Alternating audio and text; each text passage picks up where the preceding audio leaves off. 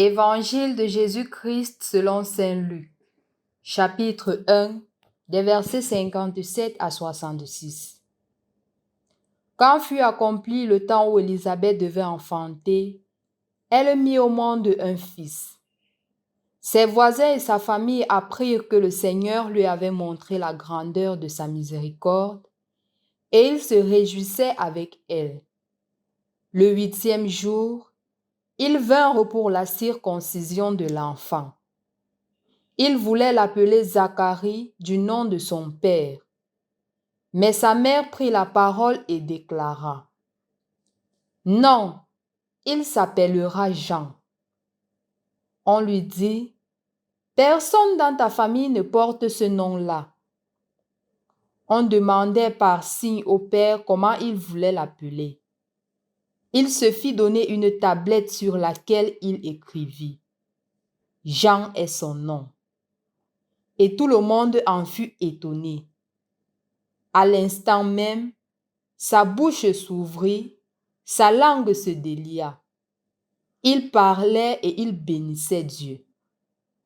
La crainte saisit alors tous les gens du voisinage, et dans toute la région montagneuse de Judée, on racontait tous ces événements. Tous ceux qui les apprenaient les conservaient dans leur cœur et disaient: Que sera donc cet enfant?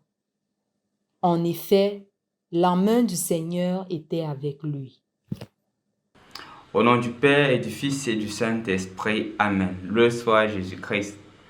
À quelques heures de la nativité de notre Seigneur Jésus-Christ, l'évangile qui nous est présenté en ce jour nous aide à approfondir notre relation avec le Christ.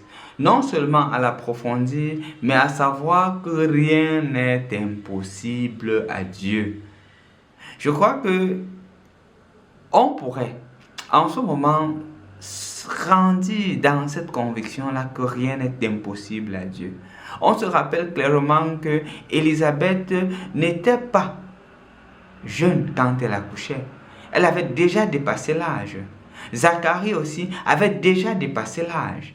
Et donc, il n'y avait plus d'espoir pour eux de penser à une progéniture qui viendrait d'eux-mêmes.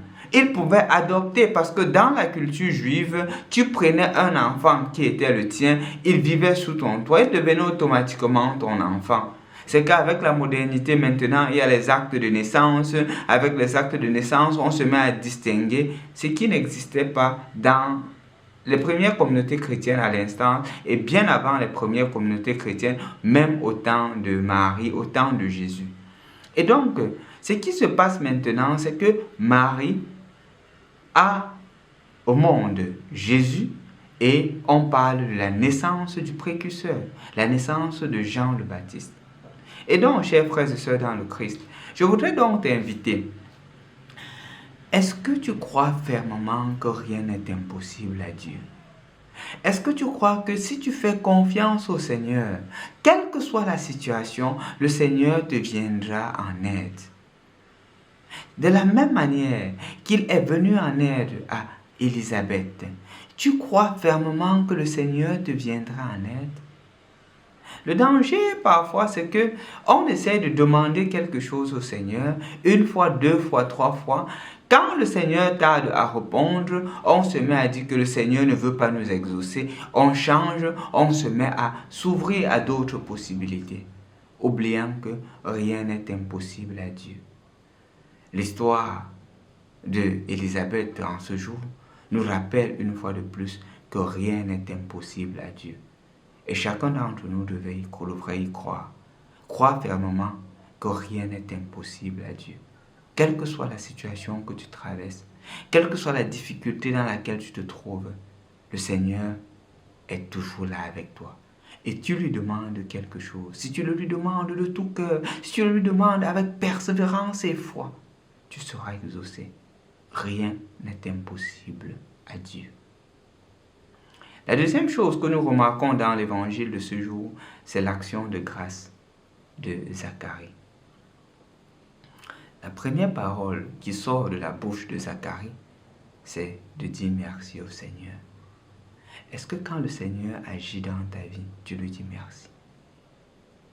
Est-ce que quand le Seigneur se manifeste dans ta vie, tu lui dis merci? Est-ce que tu retournes faire des messes d'action de grâce? Est-ce que toi, comme chrétien, toi, comme serviteur de Dieu, tu dis merci à Dieu? Un meilleur moyen de dire merci à Dieu pendant ce temps de Noël, c'est d'aider les nécessités.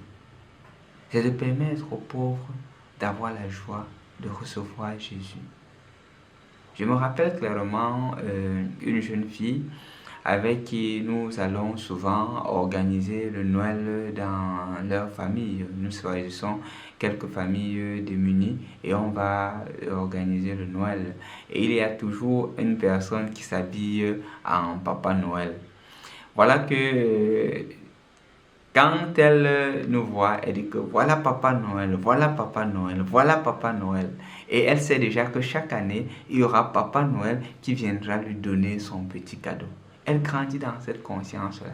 Elle n'est pas en train de dire que papa doit me donner le cadeau. Elle sait que Noël, c'est Papa Noël qui vient lui donner le cadeau.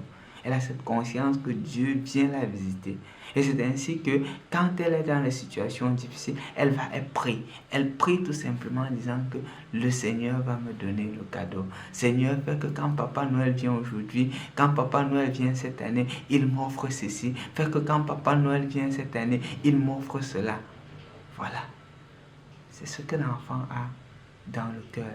Elle a conscience que la nativité du Seigneur, c'est aussi un moment de bénédiction pour elle. Peut-être aujourd'hui tu es appelé à être comme Zacharie, celui-là qui est source de bénédiction pour tous ces enfants-là qui ont besoin de célébrer Noël, de sentir la présence de Jésus qui vient dans leur vie. Au nom du Père et du Fils et du Saint-Esprit. Amen.